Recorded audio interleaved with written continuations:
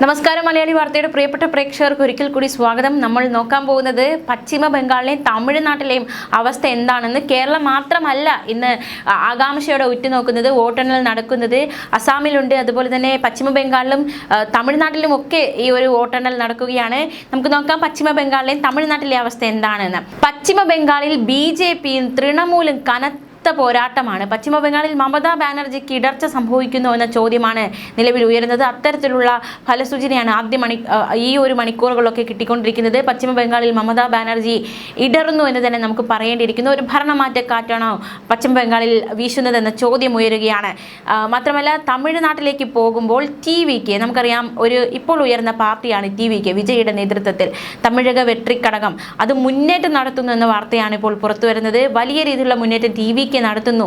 സ്റ്റാലിൻ്റെ ഉരുക്കുകോട്ട ടി.വി.കെ ഇടിച്ച് മറിക്കുന്നു എന്ന് വേണമെങ്കിൽ നമുക്ക് വിശേഷിപ്പിക്കാം. അത്തരത്തിലൊരു മുന്നേറ്റം ടി.വി.കെയുടെ ഭാഗത്തു നിന്നുണ്ടാകുന്നു. DMK 3ാം സ്ഥാനത്താണ്. അസമിൽ BJPക്കാണ് ലീഡുള്ളത്. എന്തായാലും പശ്ചിമ ബംഗാളിൽ നടന്ന കടുത്ത മത്സരത്തിനൊടുവിൽ നിയമസഭാ തെരഞ്ഞെടുപ്പിന്റെ വോട്ടെണ്ണൽ പുരോഗമിക്കുമ്പോൾ മുഖ്യമന്ത്രി മമതാ ബാനർജിയുടെയും അവരുടെ പാർട്ടിയായ തൃണമൂൽ കോൺഗ്രസിന്റെയും തുടർച്ചയായ 4ാം തവണയും അധികാരത്തിലെത്തുക എന്ന ശ്രമം അത് വലിയ രീതിയിലുള്ള ഇടർച്ച സംഭവിക്കുന്നു എന്ന് തന്നെ നമുക്ക് പറയേണ്ടിയിരിക്കുന്നു.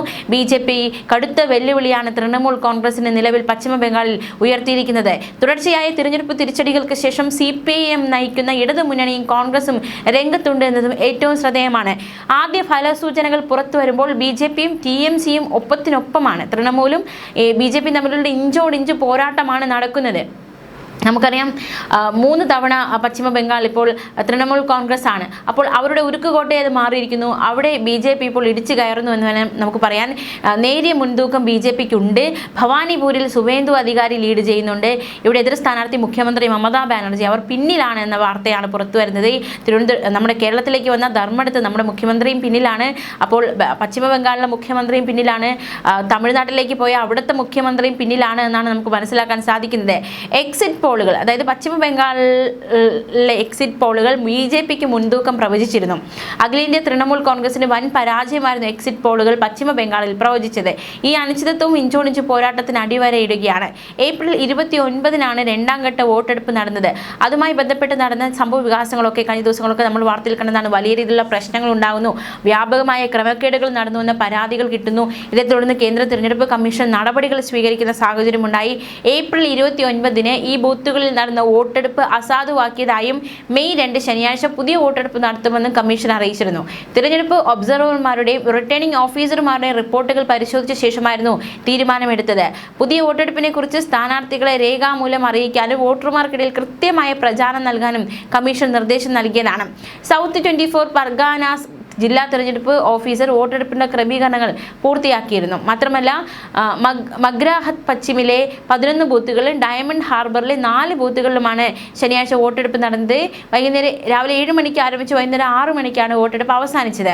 Booth number 46 Uttar Iyarpur FP school room number 2, booth 126 Najra FP school room number 1, booth 127 Najra FP school room number 2, booth 128 Deula FP school room number 1. ഇങ്ങനെ ഇത്തരത്തിലുള്ള ബൂത്തുകളിലാണ് റീപോളിംഗ് നടന്നത്. 2ാം ഘട്ട വോട്ടെടുപ്പിനിടെ 77 EVM അട്ടിമറി കേസുകൾ റിപ്പോർട്ട് ചെയ്തതായി Paschima Bangal chief electoral officer Manoj Agarwal പറഞ്ഞിരുന്നു.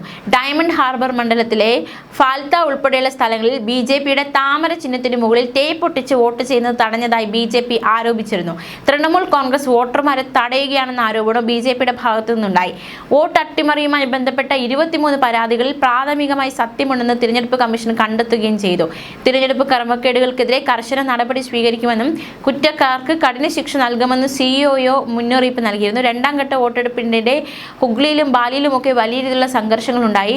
എന്തായാലും വോട്ടെടുപ്പ് 1ാം ഘട്ട വോട്ടെടുപ്പ് 2ാം ഘട്ട വോട്ടെടുപ്പ് ഒക്കെ കഴിഞ്ഞു. അതിനിടയിലാണ് ഇപ്പോൾ ഈ വോട്ടെണ്ണൽ ദിനത്തിൽ തൃണമൂൽ കോൺഗ്രസ് പിന്നിലേക്ക് പോകുന്നു എന്ന വിവരം വരുന്നത്. എന്തായാലും രാജ്യമേറെ ഉറ്റുനോക്കുകയായിരുന്നു പശ്ചിമ ബംഗാളിലെ സ്ഥിതി എന്താണ് എന്ന്. എന്തായാലും NT അവിടെ മുൻതൂക്കം നേടിക്കൊണ്ടിരിക്കുന്നു എന്ന വിവരമാണ് പുറത്തു വരുന്നത്. ആദ്യഘട്ട സൂചനകൾ പ്രകാരം BJP 124 സീറ്റിലും ഭരണകക്ഷിയായ തൃണമൂൽ കോൺഗ്രസ് 110 സീറ്റിലുമായിരുന്നു മുന്നേറിക്കൊണ്ടിരുന്നത്. കോൺഗ്രസ് ഇടതുപക്ഷ ഓരോ സീറ്റുകളിലാണ് മുന്നേറിക്കൊണ്ടിരുന്നത്. മറ്റ് കക്ഷികളെയൊക്കെ അപ്രസക്തരാക്കി ബംഗാളിൽ BJP തൃണമൂൽ നേരിട്ടുള്ള ഏറ്റുമുട്ടലാണ് നടക്കുന്നത്.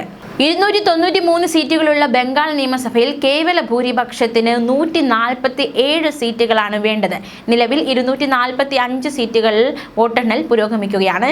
സംസ്ഥാനത്ത് ഭരണം പിടിക്കാനായാൽ ദേശീയ തലത്തിൽ BJPക്ക് അത് നൽകുന്ന ആത്മവിശ്വാസം വലുത് തന്നെയായിരിക്കും. എക്സിറ്റ് പോൾ ഫലങ്ങളും സംസ്ഥാനത്ത് BJPക്കാണ് മുൻതൂക്കം പ്രവചിച്ചത്. എന്തായാലും ബംഗാളിൽ ഈ എക്സിറ്റ് പോൾ ഫലങ്ങൾ ഫലിക്കുമോ, മമതയെ ഒതുക്കാനാകുമോ BJPക്ക്, ചോദ്യങ്ങൾ ബാക്കിയാവുന്നു. ആകാംക്ഷ നിറഞ്ഞ മണിക്കൂറുകളിലേക്ക് പോവുകയാണ്. ബംഗാൾ ആര് നേടും, പശ്ചിമ ബംഗാൾ ആര് നേടും, ആര് വാഴും ആര് വീഴും, ചോദ്യം ബാക്കിയാവുകയാണ്. തമിഴ്നാട്ടിലേക്ക് പോകാം.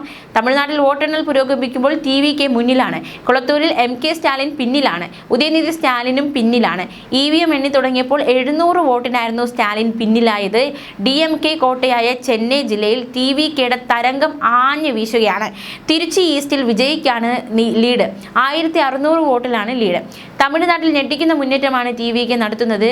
ഒരു പുതിയ പാർട്ടി വരുമ്പോൾ ആ പാർട്ടി ഒരു ലീഡ് നേടുക എന്നത് വലിയൊരു കാര്യം തന്നെയാണ്. പിന്നെ ഏറ്റവും ശ്രദ്ധേയം ആ പാർട്ടിയുടെ നേതാവ് ആരാണ് എന്നത് ഏറ്റവും ശ്രദ്ധേയമാണ്. നമുക്കറിയാം. എന്തായാലും വലിയ രീതിയിലുള്ള മുന്നേറ്റം TVK നടത്തുന്നു എന്ന് തന്നെ നമുക്ക് വ്യക്തമാണ്. കഴിഞ്ഞ ദിവസങ്ങളൊക്കെ നമ്മൾ കണ്ടതാണ്.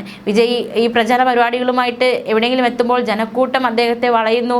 ഒരു രാഷ്ട്രീയക്കാരൻ എന്നതിലുപരി അവർ ആരാധിക്കുന്ന ഒരു സിനിമാ താരം എത്തുന്ന ഒരു ഫീലായിരുന്നു എല്ലാവർക്കും. പക്ഷേ അത് രാഷ്ട്രീയത്തിലേക്ക് വരുമ്പോൾ അത് ഫലം ചെയ്യുമോ എന്നൊരു ചോദ്യമുണ്ടായിരുന്നു.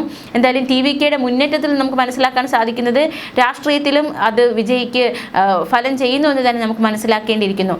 67 സീറ്റുകളിൽ TVKയും 52 സീറ്റുകളിൽ AIDMKയുമാണ്. 50 സീറ്റുകളിൽ DMKയുമാണ് ലീഡ് ചെയ്തുകൊണ്ടിരിക്കുന്നത്. വിജയ് 2 സീറ്റിലും മുന്നിൽ തുടരുകയാണ്. വോട്ടെണ്ണൽ പുരോഗമിക്കുമ്പോൾ DMK വൻ തിരിച്ചടി നേരിടുന്നു. DMK ആണ് അവിടെ ഭരിച്ചുകൊണ്ടിരുന്നത്.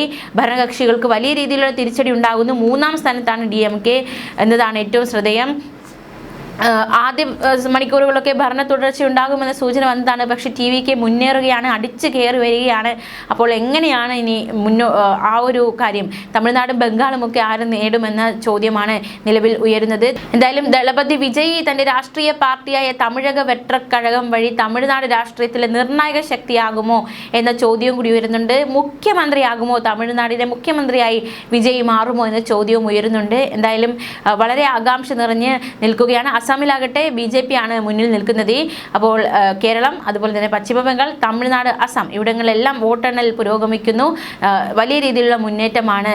അതായത് ഇപ്പോൾ ഭരിച്ചുകൊണ്ടിരിക്കുന്നവർക്ക് ഇടിവും, അതുമാത്രമല്ല പിന്നിൽ നിൽക്കുന്നവർക്ക് വലിയ മുന്നേറ്റം ഉണ്ടായിക്കൊണ്ടിരിക്കുകയാണ്. ഇനിയും നമ്മൾ കാത്തിരിക്കേണ്ടിയിരിക്കുന്നു യഥാർത്ഥ ഒരു വിജയം അറിയാൻ. ന്യൂസ് ഡെസ്ക് മലയാളി വാർത്ത.